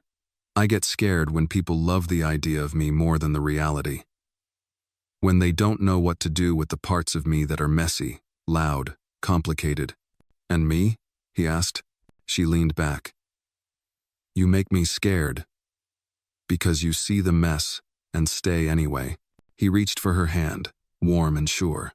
"Then let's be scared together." She didn't reply with words, just rested her head on his shoulder and let the silence hold them both. The fundraiser gala arrived like a tidal wave, black ties, ball gowns, champagne, photographers. Nathaniel was the keynote speaker, and Maya stood near the back, dressed in a deep emerald gown borrowed from Carla, who insisted she wear something that would make even the coldest board member blink twice. When Nathaniel took the stage, his voice echoed through the hall. "Tonight," he said, "we're not here because of money. We're here because of stories, because someone believed when no one else did, because someone sat on a nursery floor and held my daughter when she couldn't sleep, because strength doesn't always come in headlines or handshakes. Sometimes, it looks like quiet kindness." He looked across the room, found Maya's eyes. "And sometimes," he said, voice softer now, "you meet someone who reminds you who you could have been, if you'd only listened sooner." The applause came slowly, but it swelled real and respectful. Later, on the terrace, Maya found him alone. "You really said all that?" "I meant every word." She shook her head, smiling. "You're going to ruin your reputation." He stepped closer. "Maybe it's time I built a new one." And under the stars, beneath a sky full of change, Nathaniel Grayson did something he never thought he'd do. He kissed the woman who once slept on the nursery floor, and for the first time, it didn't feel like falling. It felt like flying. The morning after the gala, the world looked different, not in the loud, cinematic way, but in the quiet shifts that only people in love notice. The light through the window felt warmer. The air held less weight. Maya stood in her tiny kitchen, barefoot, making scrambled eggs.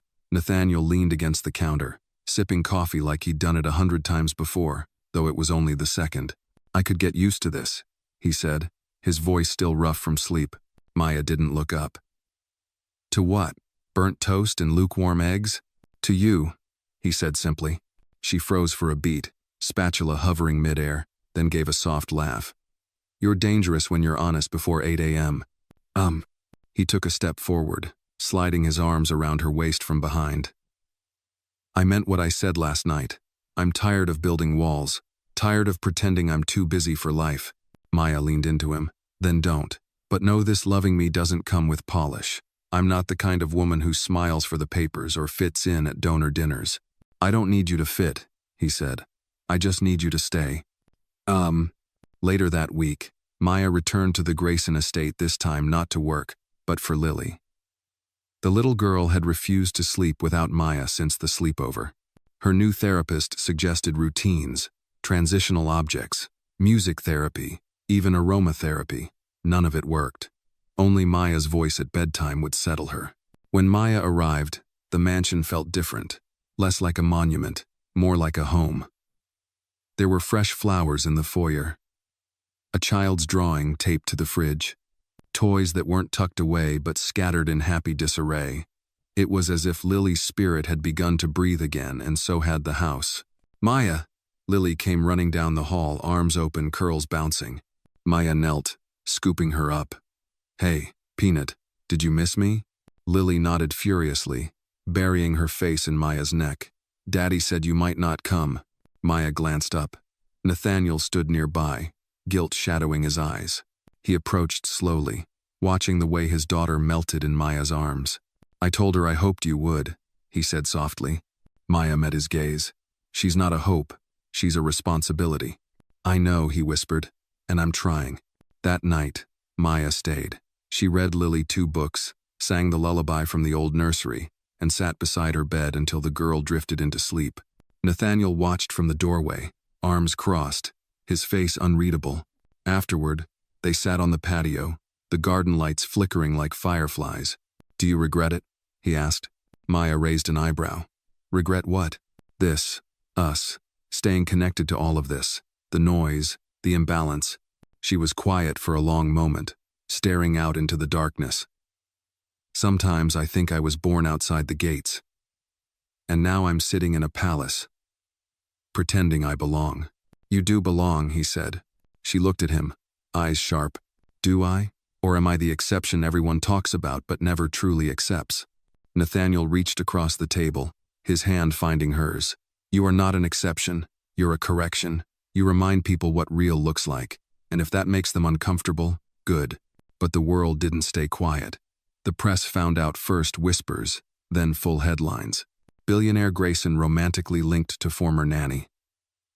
From floor to fortune, the Cinderella story of Maya Williams. Paparazzi followed Maya outside her apartment, and reporters waited outside Lily's school. Carla stormed into Nathaniel's office one morning with a tabloid in hand. "We have a problem." He glanced at the headline. "No, they have a problem. We have a choice." "And what's that?" "To rise above it or give in to the noise." Carla sighed. "Then rise fast. Because the board is restless. They're worried about optics. Investors are nervous." Maya sat across from him later that day, her face pale but composed. "I didn't sign up for this."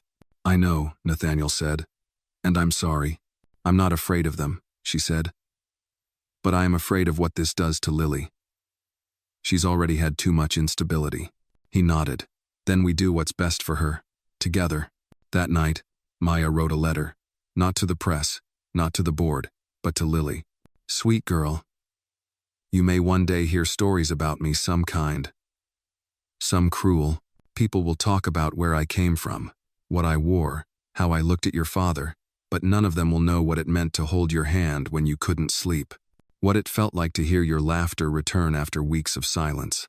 I came into your life to help you rest. But you helped me rise. I hope one day, when you're older, you'll know this truth. Family isn't always blood. Sometimes it's the one who sits beside you in the dark and stays until morning. Love, Maya."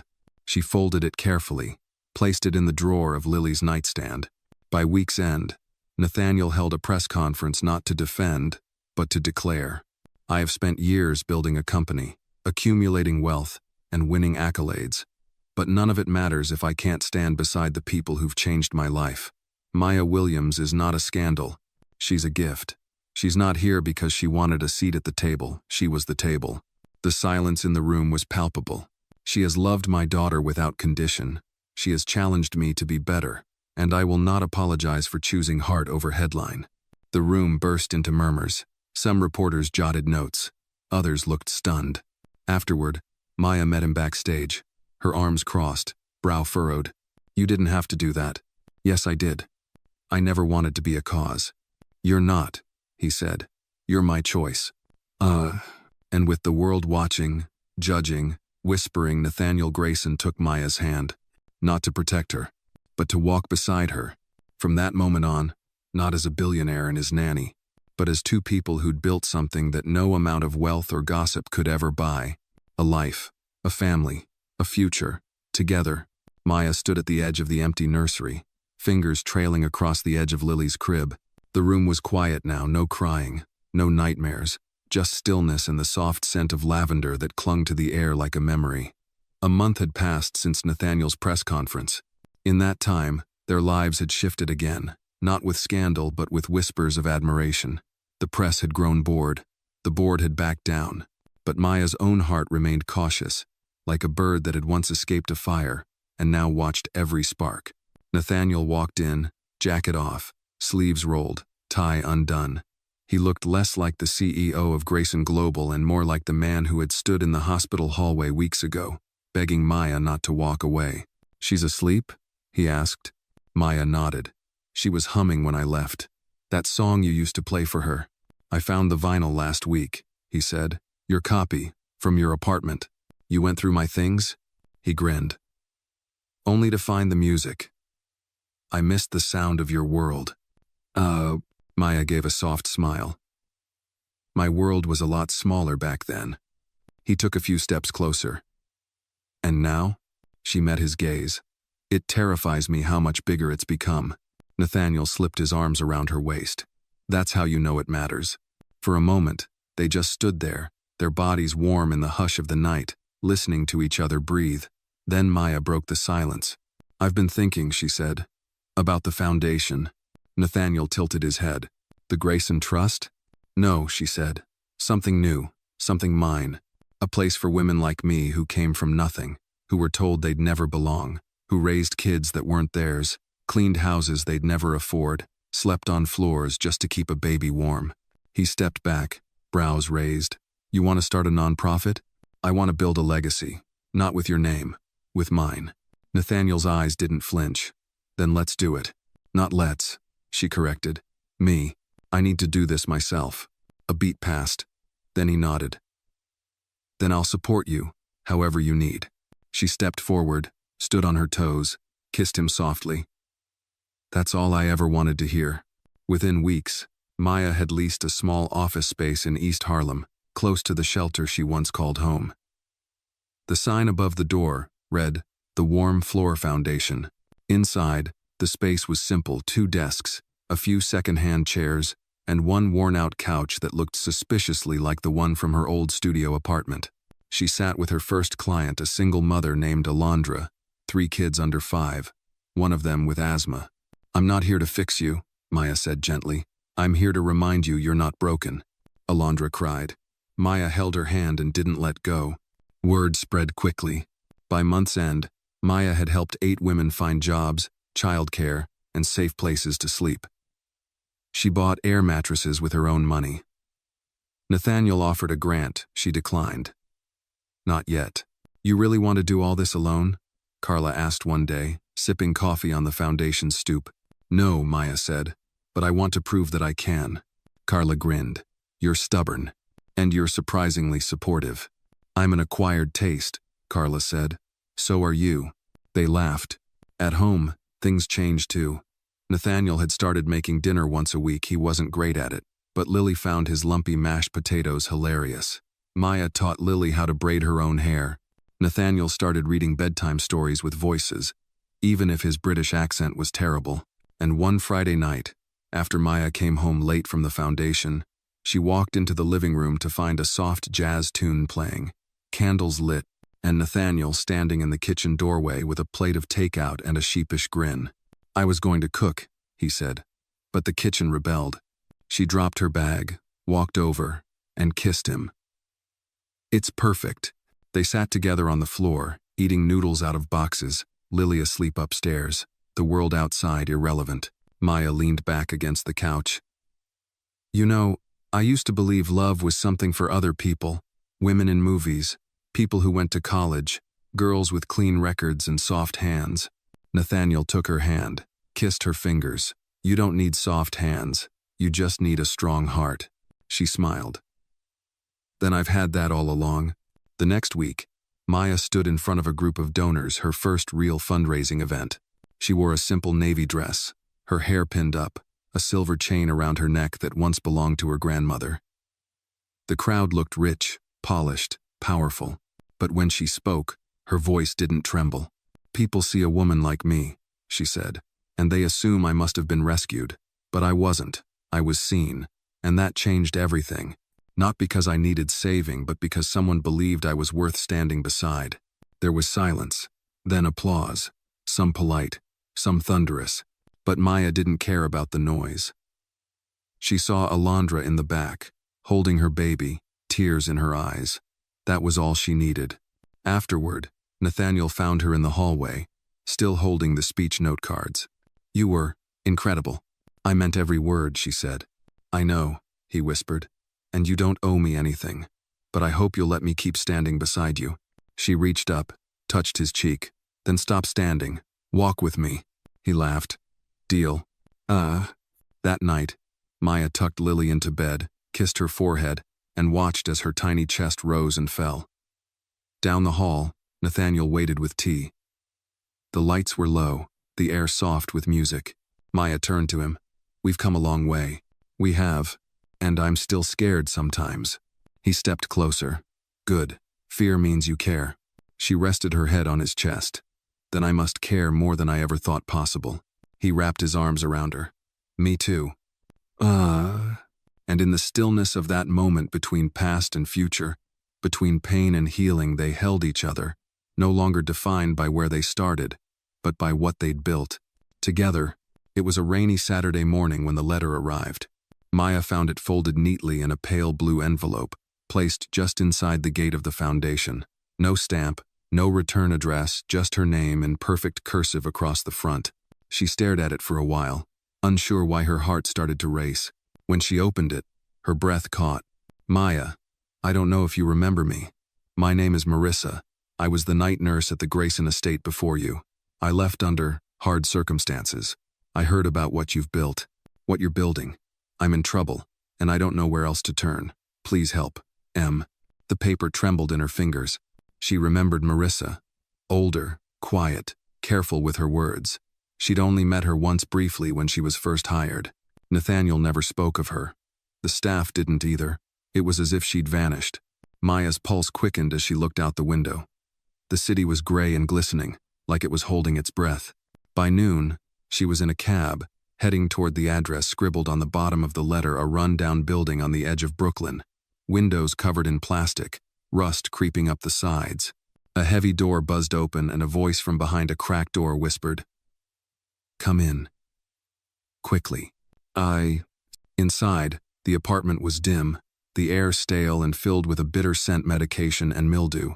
Marissa sat hunched on a torn couch, her skin pale, her eyes ringed with fatigue. "I'm sorry," Marissa said, her voice trembling. "I didn't know who else would listen. You're the only one who didn't walk away from the fire." Maya sat beside her. "Tell me what happened." Marissa's hands trembled as she pulled a folder from under a cushion. "I made a mistake. Years ago, I knew about something at Grayson Global. I didn't want to be involved, but I couldn't unsee it. Then, suddenly, I was gone, disappeared from the staff list. No references, no pension. I've been living in the cracks ever since." Maya opened the folder. Inside were old documents, internal emails, scans of checks with forged signatures. A part of her didn't want to know, but another part, a louder part, knew she couldn't walk away.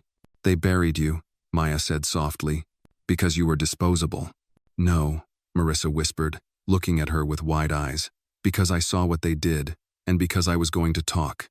That night, Maya didn't sleep. She sat at the foundation office, lights off, rain tapping against the windows like fingers on glass. The documents lay spread across her desk like broken bones. Some of the names on the papers were familiar board members, executives, even a few who had tried to block Nathaniel's recent reforms. She called him. "Nate," she said, voice low, "we have a problem." By Monday morning, Nathaniel was in the foundation office, sleeves rolled, face tight with anger and concern. He moved quietly, reading through the documents one by one. When he looked up, his eyes were hard. "This is real," he said, "and it goes back a decade." Marissa was blacklisted, Maya said. "They did to her what they almost did to me." Nathaniel nodded. "We're going public." "No," Maya interrupted. "Not yet. If we go too early, they'll bury it again." He studied her. "Then what do you suggest?" She looked at the folder. "We make it personal. We show what this kind of power does, not just to companies, but to people, to women, to workers. We bring the story back to the ground, where it can't be ignored. Nathaniel's jaw tightened. Then we're going to need allies. And they found them. Over the next 2 weeks, Maya met with journalists who still remembered her name, women who had worked under the same men, former board assistants who knew too much and were paid too little. One by one, they came forward. Quiet at first, then louder. And then, the video dropped. It wasn't flashy, no music, no fast cuts, just Maya sitting in the foundation office, holding the folder, her voice even and raw. "This isn't about revenge," she said to the camera. "It's about accountability. About the women who held this house of cards together, the ones who were told to be quiet, to be grateful, to be invisible. I was one of them, but I'm not invisible anymore. And neither is Marissa." The video went viral within hours. By the next day, reporters were outside Grayson Global, demanding statements. 3 executives resigned by the end of the week. Nathaniel called an emergency board meeting and announced a full internal investigation. Maya didn't attend. She was with Marissa sitting on a hospital bench while the older woman underwent surgery for a long-ignored tumor. It wasn't serious, not yet. But it had been growing quietly, just like the truth. "She's going to be okay," the doctor said. Maya closed her eyes in relief. Outside, the city continued.